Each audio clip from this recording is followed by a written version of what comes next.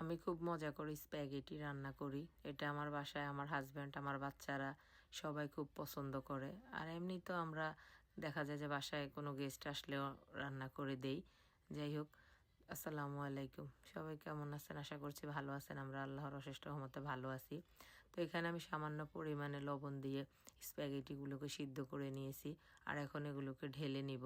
আপনারা চাইলে অল্প পরিমাণ সাদা তেলও ব্যবহার করতে পারেন এগুলো সিদ্ধ করার সময়, যেন একটার সাথে একটা লেগে না যায়। তাই এখন আমি এগুলোকে ঠান্ডা পানি দিয়ে ধুয়ে নিব, যেন একটার সাথে একটা লেগে না যায়। অবশ্য আমি তেল ইউজ করিনি এগুলোতে। তো এখানে আমি সব কিছু রেডি করে নিয়েছি, যা যা লাগবে। এখানে চিকেন কেটে রেখেছি, এগুলো হলো ভেজিটেবল মিক্স। আর এখানে হচ্ছে পেঁয়াজ কুচি, কিছু চিংড়ি মাছ বয়েল করা এগুলা। আর এখানে হলো কাঁচামরিচ কুচি, টমেটো কুচি। তো সব কিছু এখানে আগে থেকে কেটে রেখেছি। এখন ফ্যানে দিয়ে দিচ্ছি পরিমাণ মতো তেল। আর তেলগুলো একটু গরম হয়ে আসলে এখন দিয়ে দিব এখানে একটু বেশি পরিমাণে পেঁয়াজ কুচি, যেহেতু আমার স্প্যাগেটির পরিমাণ একটু বেশি। তো আমি এগুলো বাঙালি স্টাইলে রান্না করব আর কি। আমরা শুধু সস দিয়ে রান্না করলে আমার বাচ্চারা খায় না।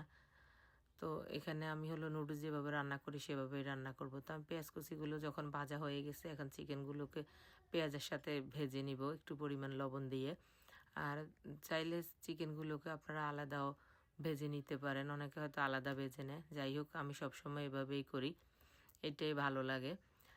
তো এখানে চিকেনগুলো ভাজা হয়ে গেছে, আমি আরও কিছুক্ষণ নেড়ে ছেড়ে একটু ভেজে নিচ্ছি। আর চিকেনগুলো বেশি ভালো করে ভাজা হলে খেতে ভালো লাগে। তো এখন এখানে দিয়ে দিচ্ছি কাঁচামরিচ কুচি একটু ঝালের জন্য।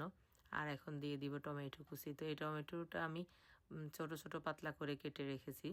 আর এখন দিয়ে দিচ্ছি আমি মিক্সড ভেজিটেবল। এগুলো হলো ফ্রোজেন ভেজিটেবল, সেজন্য একটার সাথে একটা জমে আছে। তো এগুলোকে আমি ধুয়ে নিয়েছি ফ্রিজ থেকে বের করে, কিন্তু এটার ভিতরে যে বরফটা ছিল সেটা গলেনি। তাই আবার বাটিতে রাখার কারণে সবগুলো একসাথে জমে গেছে, যেহেতু এটা ঠান্ডার দেশ, ঠান্ডার কারণে। যাই হোক, তো এখানে সব কিছু ভালো করে ভেজে নিয়েছি, চিংড়ি মাছগুলোও দিয়ে দিয়েছি এখানে। এখন আরও কিছুক্ষণ ভালো করে ভাজা হলে আমি স্প্যাগেটিগুলো দিয়ে দিব। স্প্যাগেটিগুলো আমি হলো ভাঙিনি, এগুলো আমি আস্তে আস্তে রেখেছি। আস্তে রাখলে দেখতে ভালো লাগে, বাচ্চারা খুব পছন্দ করে। তো এখন এগুলো একসাথে নেড়ে ছেড়ে ভালো করে মিশিয়ে নেব। আর একটু বড় পাতিলে রান্না করতেছি, একটু বেশি পরিমাণে। অনেক সময় বাচ্চারা খায়, তারপর আবার সকালবেলা টিফিনে নিয়ে যায় থাকলে। যাই হোক, তো এখন সব কিছু মিশিয়ে নিয়েছি। এখন দিয়ে দিচ্ছি সস। তো এটা হচ্ছে টমেটো সস। তো আমি 2 টেবিল চামচের মতো দিয়ে দিচ্ছি টমেটো সস। আর এখন দিয়ে দিচ্ছি হলো এটা সুইট চিলি সস। দুইটা সস একসাথে দিলে এটা খেতে বেশি ভালো লাগে। তো এখন আবার সব কিছু দিয়ে একটু ভালো করে নেড়ে চেড়ে মিশিয়ে নিচ্ছি। এটা বারবার নাড়তে হয়। আর যেহেতু এগুলো বড় বড়, অনেক সময় দেখা যায় যে মানে একটার সাথে একটা লেগে থাকে, সেজন্য মশলাটা ভালো করে মিশে না, সেজন্য এগুলোকে ভালো করে নেড়ে মেশাতে হয়। আর স্প্যাগেটির সাথে কোনো মশলা থাকে না, তাই আমি এখানে 2টা নুডলসের মশলা দিয়ে দিয়েছি।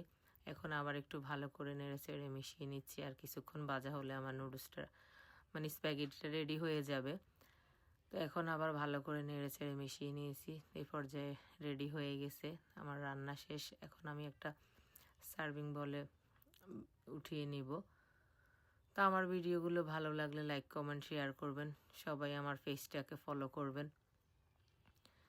চিকেনগুলোকে আমি একটু বড় বড় করে কেটেছি, যেন মানে এটা হলো বড় বড় করে কাটলে আমার বাচ্চারা আর কি একটু বেশি পছন্দ করে। ছোট হলে তো এটা দেখা যায় মুখেও লাগে না, তো সেজন্য আমি সবসময় চিকেনগুলোকে একটু বড় করেই কাটি। তো এখানে উঠিয়ে নিয়েছি। আমি ডিমটা আগে দেইনি, ডিমটা এভাবে দিলে ওরা পছন্দ করে, ওরা এমনি ডিমের পিসগুলো উঠিয়ে নেয়। দেখেন রান্নাটা কত সুন্দর হয়েছে আর কতটা লোভনীয় হয়েছে, এটা খেতেও খুব ভালো লাগে। আল্লাহ হাফেজ।